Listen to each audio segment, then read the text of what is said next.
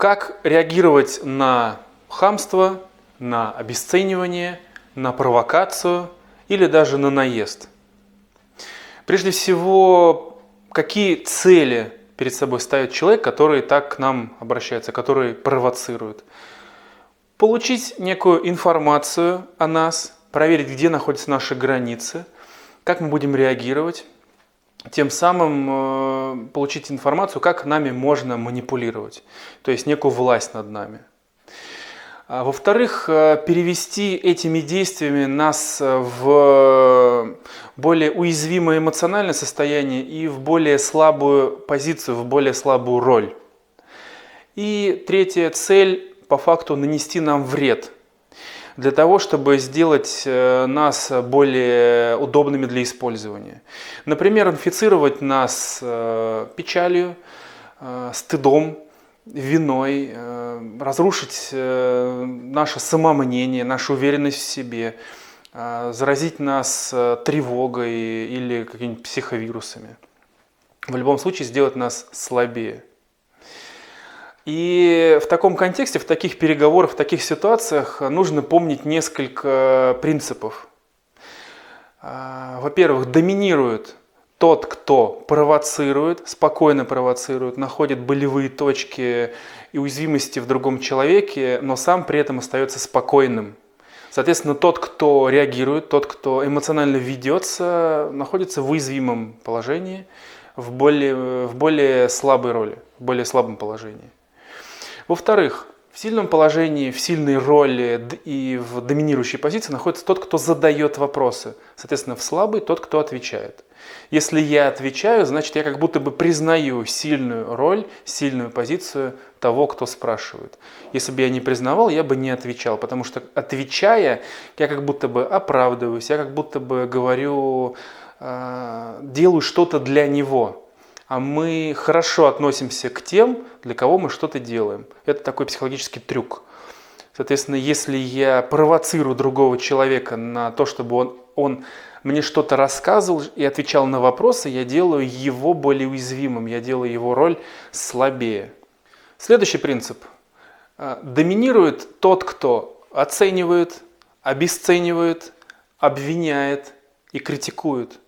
Соответственно, в более слабой позиции находится человек, который оправдывается, что-то доказывает, пытается реабилитировать себя, пытается как-то продать себя, пытается как-то среагировать на обесценивание, сказать, что нет, на самом деле все не так, давайте я вам докажу и покажу. Ну и последний принцип. Доминирует тот, кто говорит не о себе, а о другом.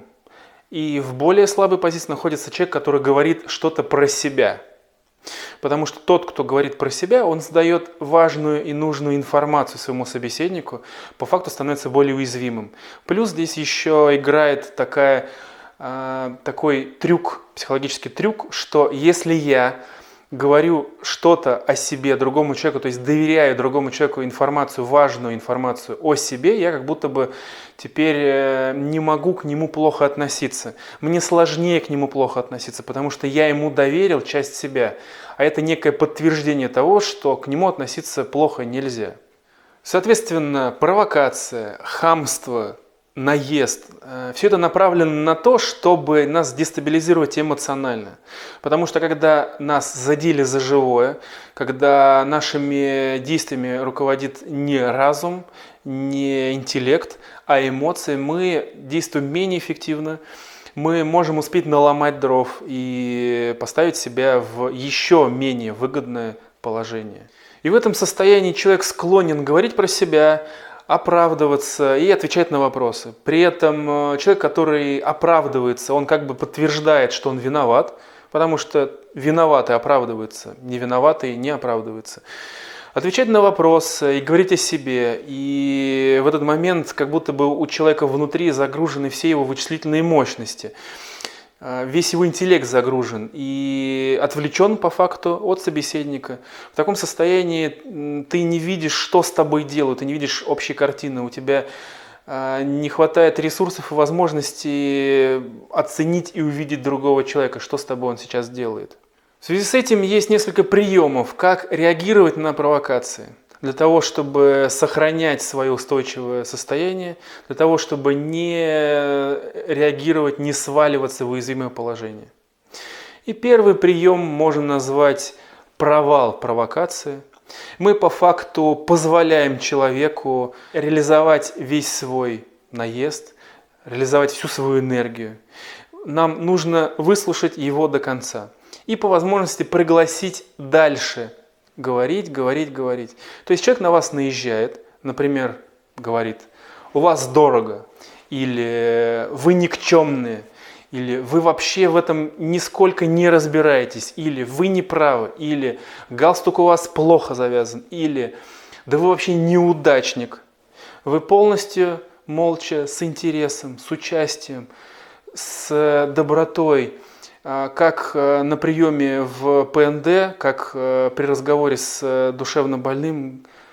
Очень интересно. Так, хорошо. И потом приглашайте. Продолжайте. Так, очень интересно. То есть вы позволяете человеку слить всю энергию и продолжаете дальше, как будто бы он не договорил. Тем самым человек, во-первых, иссякает, и его провокация проваливается, потому что он по факту не добился от вас реакции. Он ждал от вас реакции какой? Страх, когда вы среагируете на обесценивание и будете оправдываться. Но по факту вы с огромным интересом продолжаете слушать. Так, да, и к чему вы ведете? Очень интересно, да, продолжайте. И это обесточивает вашего собеседника. И, в принципе, не подставляет вас. И еще и приводит к такой деэскалации конфликта. Конфликт может просто не начаться. Второй прием – это так называемые сбивающие вопросы. На всю критику, на все обесценивание, на все хамство мы с беспокойством искренне интересуемся, что случилось, что с вами, что произошло. На все обвинения, что вы не разбираетесь в том, что вы делаете, или вы глупец, или ты с какого района, или там, вы неправильно воспитываете своих детей и так далее. Любые варианты, вы просто проявляете интерес, вы удивляетесь, искренне интересуетесь, что случилось, что с вами, что происходит, что случилось, вам плохо. Тем самым вы, во-первых, рвете шаблон, вы переводите внимание человека на самого себя, вы лишаете его опоры, то есть вы заражаете в нем зерно сомнений, что действительно, возможно, с ним что-то не так. И вы делаете это искренне, вас за руку не схватить, может быть, действительно вы беспокоитесь за своего собеседника. Следующий прием – это уточняющие вопросы, или в НЛП их называют метамодельные вопросы. Вы все претензии, всю критику, все слова, которые к вам сейчас предъявили, вы разбираете на составные части и начинаете уточнять все. Вы некомпетентны. Что конкретно вы имеете в виду? Что конкретно вам не нравится? Расскажите, пожалуйста, что вас не устроило? Или ваша машина не работает? Что конкретно вы имеете в виду? А как конкретно вы ей пользовались? Или вы ведете себя неприлично? А прилично это как? А с чего вы это взяли? То есть вы разбираете всю речь собеседника на составные части и заставляете его вам объяснять все. Тем самым вы по факту провоцируете провокатора на то, чтобы он вам что-то говорил, чтобы он вам отвечал на вопросы, тем самым вы понижаете его позицию. По факту вы провоцируете провокатора и манипулируете манипулятором. Ну и в принципе в любой ситуации метамодельными вопросами можно достать любого и сделать из уравновешенного, спокойного, устойчивого человека, сделать невротика и достать его, довести до белого коленя. И лучше делать это с искренним интересом, что мне действительно непонятно, дорогой, мне очень интересно, что ты говоришь, но я действительно не могу понять. Ну объясни мне, пожалуйста, мне действительно непонятно. Ну ты же можешь объяснить, ты же взрослый человек, ты же нормальный человек, у тебя же есть высшее образование. Ну объясни, пожалуйста, ну действительно непонятно. Ну ты же способен объяснить, что конкретно ты имел в виду. А если не способен объяснить, ну то зачем ты вообще в принципе мне что-то говорил? То есть делаем это искренне, с доброй, милой улыбкой на лице, но с неким таким флером жалости и сожаления, что я вижу, что ты говоришь какую-то фигню, мне жаль, но я с этим ничего сделать не могу. Это наш любимый коктейль Молотова, Риббентропа. В следующем приеме наша задача оценить и интерпретировать хамское выражение или обесценивание и сделать его безобидным. По факту прилетело к нам обвинение. Там ты не справляешься, или ты ошибся, или ты не разбираешься. Можно просто, во-первых, с благодарностью, с удовольствием на лице и с интересом сказать: интересное мнение. Спасибо большое за ваш комментарий. Следующий прием в НЛП, это называется фокус языка номер 14 метафрейм. Мы по факту должны человеку вернуть, указать ему на то, чем он на самом деле занимается. Например, если мы имеем дело с хамским выражением, для того, чтобы вывести нас из равновесия, можем сказать: это ты таким образом хочешь меня вывести из себя, да? Или, например, на совещании вам сказали, что вы не справляетесь со своей работой. Вы можете сказать: это ты так интересно попробовал обесценить меня и мою работу, да?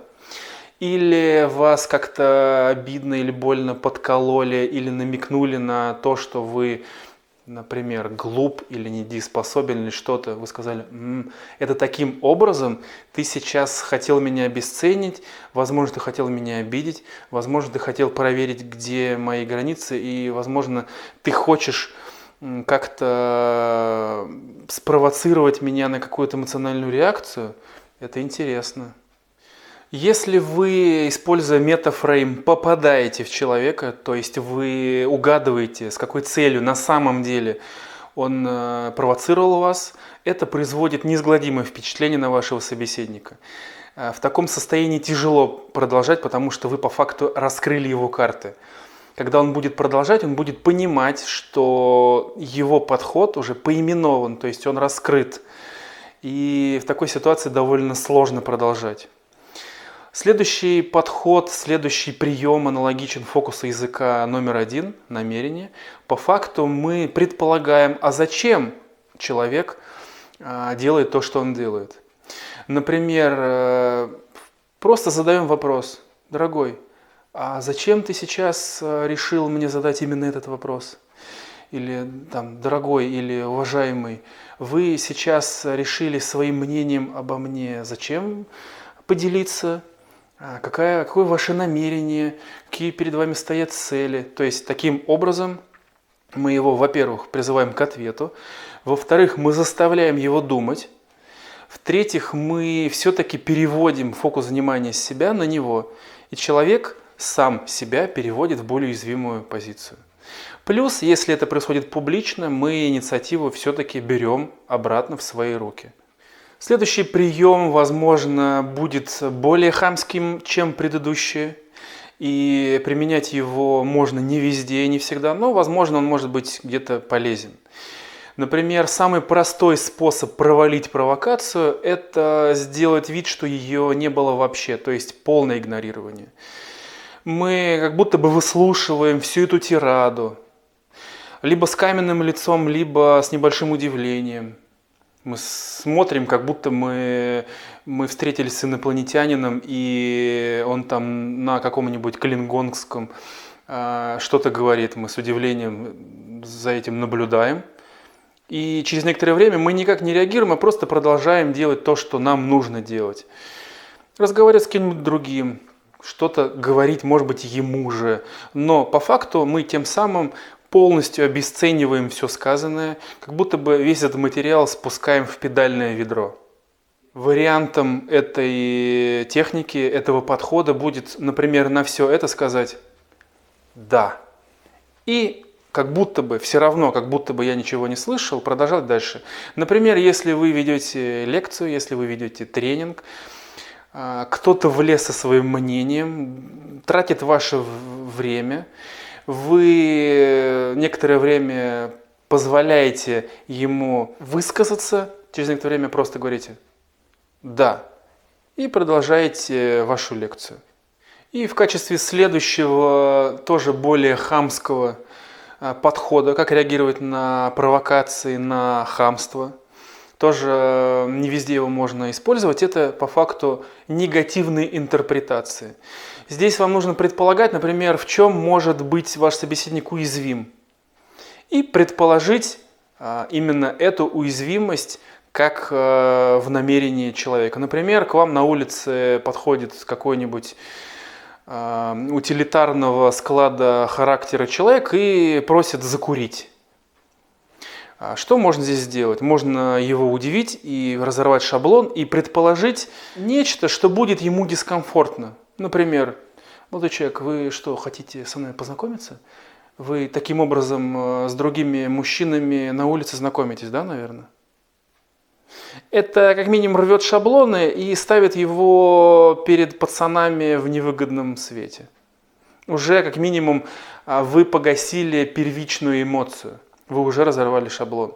Здесь у вас есть секунда-две, например, чтобы продолжить движение, либо как-то подготовиться к тому, что будет дальше. Можно перевести внимание собеседника на него же самого. Например, к вам летят угрозы, претензии, обесценивание, хамство, а вы с огромным интересом говорите: «Ух ты! Где ты такие кроссовки купил?» Или «Интересный у вас акцент. Из какого вы района? Не из центрально-черноземного района?» Но бывают ситуации, в которых очень рискованно и опасно применять все эти приемы. Бывают ситуации, например, переговоры, сложные переговоры, из которых вы без ответа не можете выйти. Бывают переговоры, где вы можете, например, пострадать. Например, общаясь с коллекторами, общаясь с людьми из мест не столь отдаленных, или общаясь с людьми, у которых есть определенные навыки жесткого прессинга. И рисковать вам в этих ситуациях не стоит. Здесь можно применить такую пятишаговую, более лайтовую, более аккуратную модель переговоров.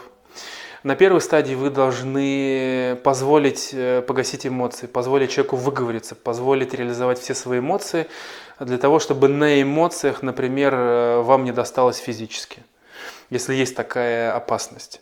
Если у человека к вам претензии, пожалуйста, дайте ему возможность эти претензии выразить.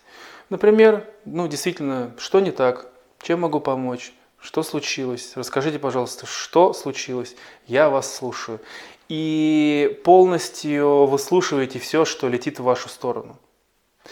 Дальше вы на втором пункте не сопротивляйтесь, не говорите, что нет, я с этим не согласен. Можно просто принять и согласиться, что я действительно вижу, что вы огорчены, допустим. Или ситуация действительно патовая, или действительно проблема есть. Допустим, кто-то кому-то задолжал денег и не отдал. Здесь можно просто с этим согласиться, с этим фактом. Тем самым вы выходите из-под прицела, тем самым вы становитесь не оппонентом.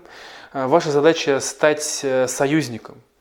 То есть, либо я нахожусь в ситуации, что есть я, есть ты, и мы боремся друг против друга, либо мы можем преобразовать эту ситуацию в то, что я с тобой вместе, мы вместе решим эту проблему. Мы постараемся вместе решить эту проблему и достигнуть твоей цели. Здесь нужно прояснить, в чем твоя цель, какого результата ты хочешь. И дальше можно вместе думать. Тем самым мы по факту загружаем даже другие разделы мозга. Мы из эмоций уходим в аналитику. Давай вместе подумаем, что мы можем сделать. Вот посмотри, например, в данный момент времени, по факту нет денег и взять их неоткуда, допустим. Или по факту, да, договор нарушен. Давай подумаем, что делать дальше. Он уже нарушен, допустим. С этим уже ничего не делать. Мы уже будем думать дальше. Например, если сейчас начнется драка, будет только хуже, потому что приедет, например, милиция, и мы перейдем уже в другую плоскость, и не будет уже никакого диалога. Разве нам это нужно? Нет, не это. Давай подумаем, как мы будем. То есть мы провоцируем человека, мы переходим в плоскость аналитики.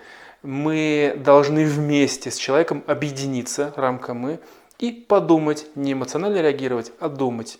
И дальше, когда мы уже наметили цели, позиции, цели, мы должны здесь взять тайм-аут, что хорошо, мы определили, что мы будем делать, теперь нужно время для того, чтобы либо это сделать, либо поискать ресурсов, поискать, как мы будем это делать, поработать. Все, мы договариваемся, в план ставим, например, следующую встречу и расходимся. И, возможно, в некоторых ситуациях это будет прямо единственный выход вообще из ситуации, чтобы вы разъехались, в принципе разъехались. Ваша задача с ним расстаться, взять тайм-аут, чтобы подышать, подумать, не принимать никаких быстрых решений и тем более не вестись на поводу у эмоций и тем более накал эмоций не увеличивать. Мы сейчас проговорили про подходы, про методики, про приемы, когда вы, в принципе, не заинтересованы в продолжении взаимоотношений. Или вы готовы эти отношения потерять. Потому что если вы хотите сохранить эти отношения, или сохранить человека, или, может быть, даже укрепить с ним отношения, у нас есть такие более гуманистические подходы, например, я сообщение, я высказывание и так далее, где вы можете погасить конфликт и укрепить отношения через то, что вы будете проговаривать, как вы эмоционально реагируете, почему. Вы будете очерчивать ваши психологические границы, говорить, как с вами можно, как нельзя, как вы на это реагируете и как вы хотите, чтобы дальше ваши отношения развивались. Также мы здесь не говорим про совсем токсичные приемы, например, боевого НЛП, где вы собеседнику можете немножко поломать психику, немножко сделать расщепление, немножко сделать синдром выученной беспомощности, создать фобии, создать невротические механизмы, создать психовирусы и другие комплексы. Это некий серединный пласт, это приемы такого бытового общения. Если же вы на что-то постоянно эмоционально реагируете, вы не можете не реагировать на обесценивание, на хамство, на провокации, возможно, стоит обратить внимание на те неотработанные проблемы, неврозы и травмы, которые по факту являются вашим слабым местом, которым пользуются другие. С вами был Антон Махновский. До новых встреч.